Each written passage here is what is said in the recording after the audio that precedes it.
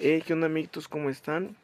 Yo soy Osvaldo Martínez Sánchez, estudiante de la maestría en Ciencias Aplicadas al Deporte, y el día de hoy les vengo a hablar sobre un concepto muy importante. Este concepto va a ser el umbral anaeróbico. Vamos a entender umbral como cierta resistencia que tenemos ante determinado factor. Este factor va a ser la parte aeróbica, anaeróbica del sistema energético que tiene el cuerpo humano. Recordemos que este sistema energético se divide en la parte de ATP, glucólisis, oxidación, etcétera. Entonces, para poner todo en orden, el cuerpo primeramente para realizar ejercicios un poquito intensos abarca lo que es un sistema anaeróbico. ¿Qué quiere decir? Que es un sistema que no utiliza el oxígeno para realizar la carga o el esfuerzo físico. Cuando esta actividad que se está haciendo rebasa cierto tiempo pues determinado o se prolonga, pasa a utilizarse la parte aeróbica. ¿Qué quiere decir? Que los sistemas energéticos del cuerpo humano empiezan a utilizar la oxidación, en este caso de la glucosa, para obtener energía. Entonces vamos a entender el umbral anaeróbico como el punto en el que el cuerpo pasa de ser principalmente anaeróbico a convertirse en la parte aeróbica. Esto es un factor que va a predominar no solamente en lo que es el rendimiento deportivo, sino que vamos a englobar cómo también penetra o cómo es su variable dentro del organismo, dentro del sistema energético, dentro de pues los filamentos a nivel muscular y a nivel oxidativo dentro de la sangre. Entonces es por eso que necesitamos entender esta parte de umbral anaeróbico, algo que vamos a tener principalmente en deportes que pueden llegar a ser de larga duración, como lo puede ser la natación, como lo puede ser el atletismo, los maratones, el ciclismo, etcétera. Entonces vamos a ver cómo se va a medir este umbral anaeróbico. Vamos a tener diferentes pruebas de esfuerzo, pueden ser pruebas físicas o pueden ser pruebas de laboratorio. Las pruebas de laboratorio van a ser mucho más precisas, ya que se coloca un implemento dentro del organismo, pinchándote el dedo, para medir los niveles de lactato que tú tienes después de realizar una carga física o un ejercicio.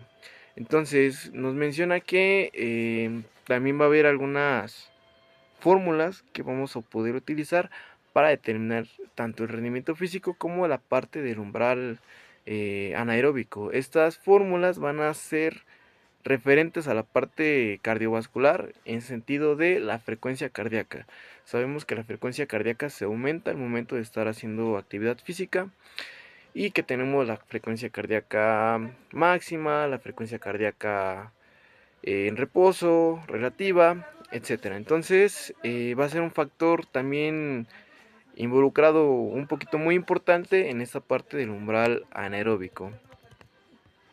Entonces vamos a tener varias formas de entrenar esta parte de la resistencia al umbral, el aumentar este nivel de resistencia prácticamente.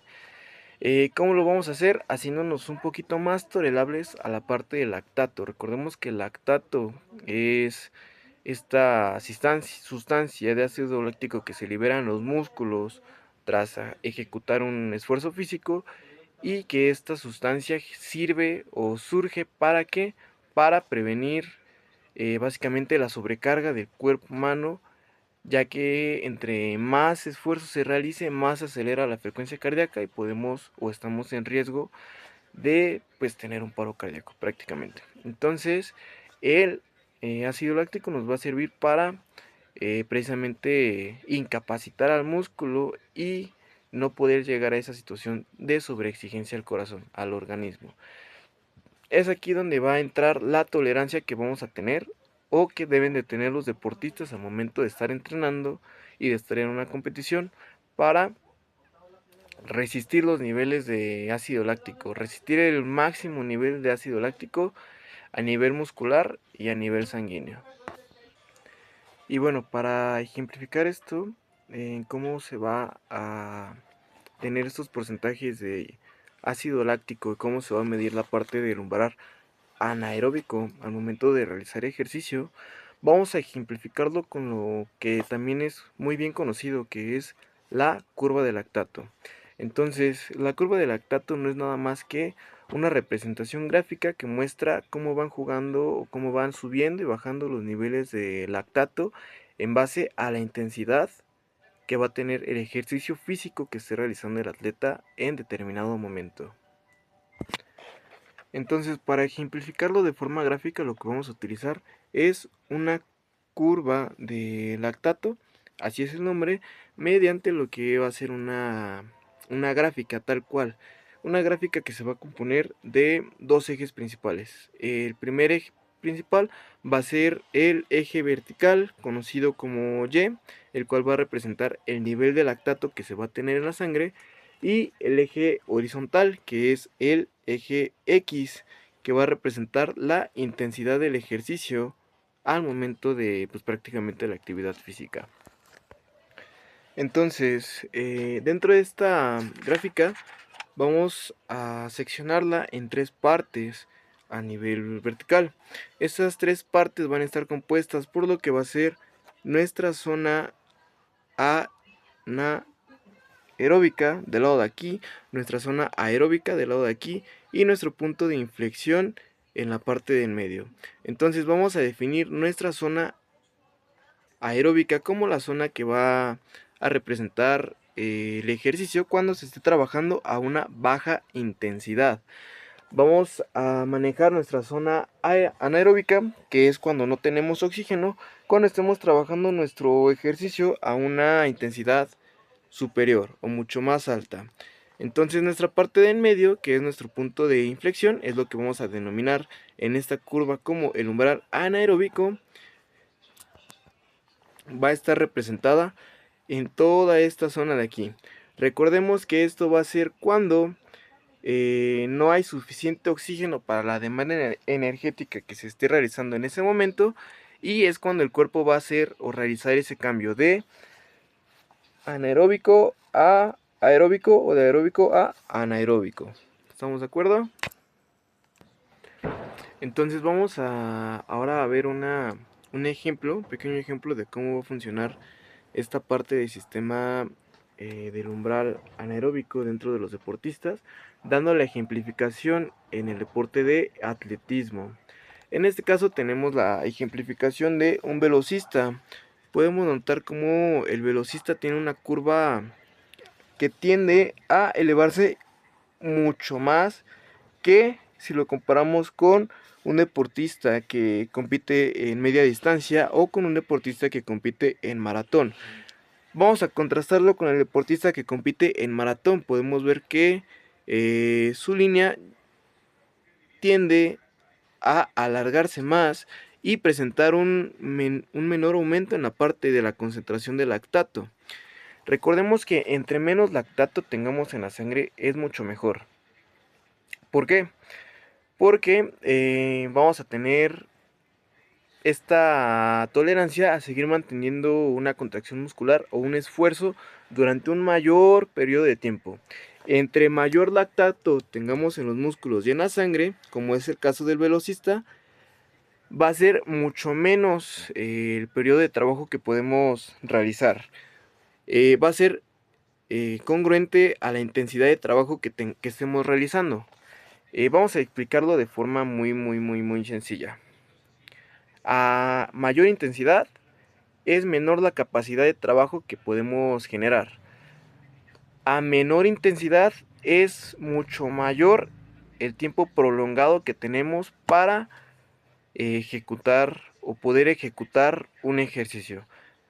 Por eso podemos ver en la tabla que es o representa mayor intensidad el deportista que corre 100 metros a máxima velocidad, y como es mayor intensidad presenta un mayor nivel de lactato. Es mucho menor intensidad el deportista que compite en maratón, por eso podemos ver que llega a un pico mucho menor en la parte de intensidad, pero llega más lejos en este gráfico. Un deportista que compite en pruebas de velocidad va a competir aproximadamente durante un minuto.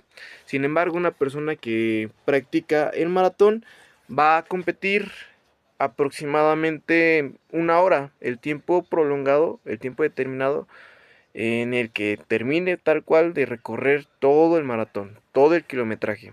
Entonces, esta persona no lo puede ejecutar de la forma más rápida posible porque esto representa una mayor intensidad y al poco tiempo se va a cansar. Sin embargo, si lo hace de forma medida, si lo hace con calma, si lo hace despacito, es más fácil que llegue más lejos y se canse menos.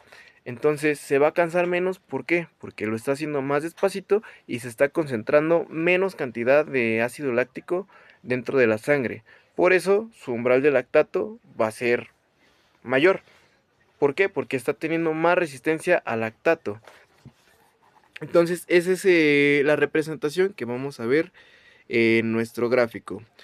Entonces, por decirlo de alguna forma, los deportistas que trabajen pruebas de resistencia en todos los deportes van a tener un tiempo de trabajo mucho más largo. Sin embargo, las personas que trabajen un ejercicio que involucre mucho la parte anaeróbica, que involucre mucho la explosividad, la fuerza máxima, etcétera, va a representar una prueba mucho más corta en duración, que requiere mucho más intensidad y que por lo mismo genera una mayor presencia de lactato dentro de la sangre. ¿Correcto? Entonces, esto es dando un poquito de resumen a, a toda la contextualización del video. Es así como funciona la presencia de ácido láctico dentro de la sangre, dentro del organismo. Nuevamente, recapitulación. ¿Qué hace el lactato? Incapacita al músculo para imposibilitar el movimiento tal cual, para que no podamos sobreexigirnos. Entonces, al momento de realizar un ejercicio, el organismo en automático empieza a generar cierta cantidad de ácido láctico y entre mayor intensidad represente el ejercicio, mayor será la cantidad de ácido láctico liberado. Y un deportista amateur, profesional, etcétera, entre más resistencia o más aguante tenga, por decirlo de alguna forma, al ácido láctico, mayor será su capacidad de seguir ejecutando su esfuerzo físico durante su prueba o durante su competencia. Entonces, esta mayor capacidad la vamos a conocer como nuestro umbral anaeróbico. Entonces, espero que lo hayan entendido, espero que les haya gustado mucho este video y nos vemos la siguiente. Bye.